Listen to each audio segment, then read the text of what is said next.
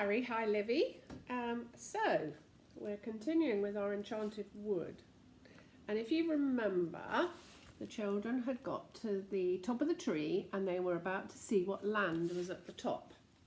So, one big broad branch slanted upwards at the top of the faraway tree.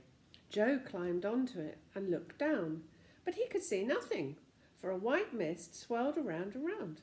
Above him, the enormous thick white cloud stretched with a purple hole in it, through which the topmost branch of the faraway tree disappeared. The children felt excited. At last they were at the top. Joe carefully pulled himself up the last branch. He disappeared into the purple hole. The other two followed. Up the children went, up and up and up, and they suddenly found themselves in sunshine, in a very strange land. They stood on the green grass. Above them was a blue sky. A tune was playing somewhere, going on and on. "It's the sort of tune a roundabout plays, Joe," said Bessie, "isn't it?" It was, and then suddenly, without any warning at all, the whole land began to swing around. The children almost fell over, so suddenly it became so quickly. "What's happening?" said Bessie, frightened. The children felt giddy, for the trees, the houses and the bushes were all moving round and round. They could feel themselves moving as well. They looked for the hole in the cloud because they were going to climb back down the tree. "Oh no, we've passed over the hole. We can't get down the tree again." "But how are we going to get home?" "I don't know," they said. "Look, there's a picture of them all, like being on a roundabout, isn't it?" The music went on and on. Hurdy-gurdy, hurdy-gurdy, do-do-do-do-do. Joe wondered where it came from. Soon they met a tall man singing loudly from a book. Joe stopped him, but he just went on singing. It was so annoying. "How can we get away from this land?" Joe shouted. The man said, "Don't interrupt me. Hi-diddle-hi-diddle-ho, hi-diddle-hi-diddle-ho. Which is the way out of this land? And what land is it?" "Now you've made me lose my time," said the tall man crossly. "I shall have to begin my song again." "What land is it, please?" asked Fanny. "It's Roundabout Land," said the tall man. "I should have thought you would have guessed that. You can't get away from it. It goes round and round and round, and it only stops once in a blue moon." "There must have been a blue moon when we climbed into it," groaned Joe. The man went off singing loudly. "Hi-diddle, ho-diddle, diddly-diddly, diddly." "Oh no, I'm so worried. Mummy will be so worried about us if we don't get home." "I know. Let's sit down under this tree and have a bit more to eat," said Joe. So they sat down and munched their lunch, and listening to the music in the background. Presently a pair of rabbits came up and looked at the children. Fanny loved animals, like you, Livy, and she threw a bit of cake to them. To her surprise, one of the rabbits picked up the cake in its paw and nibbled it, just like a monkey. "Thanks," said the rabbit. "It's a change from grass."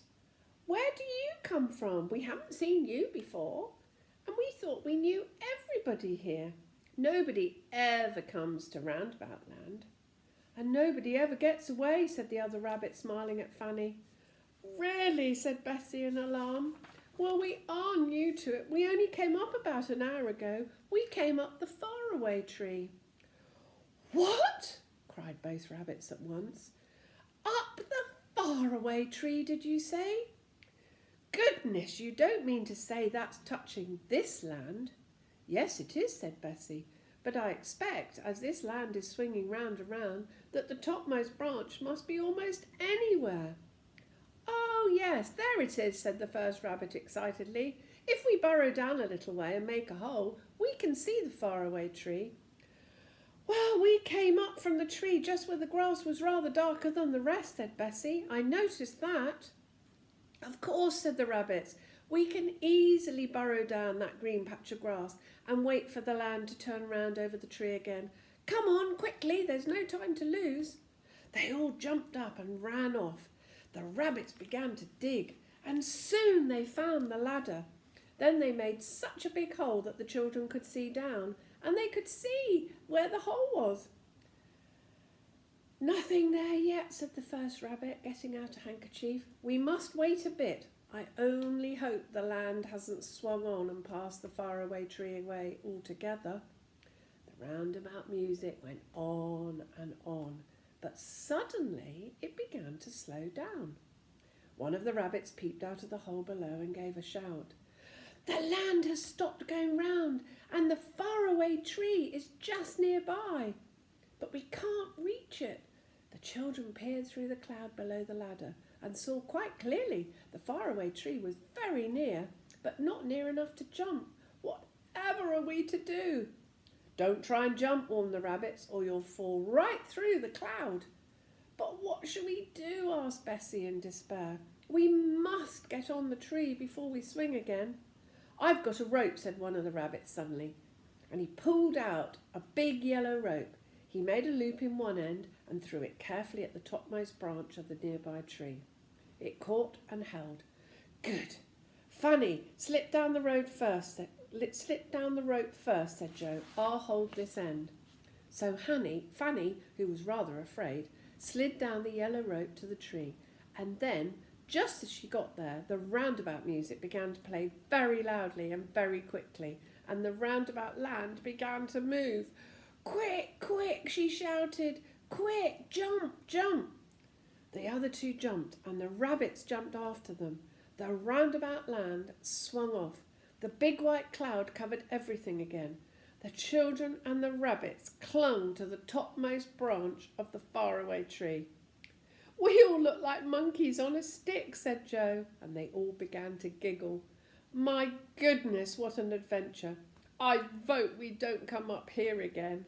But as you may guess, they did. And tomorrow we're going to meet Moonface and the Slippery Slip. And I can tell you that Moonface has some very special biscuits that go in your mouth, and the Slippery Slip is a quick way to get down the tree. It's a bit like a helter-skelter. So you'll have to come back tomorrow to hear the next chapter. I hope you've enjoyed it. Lots of love.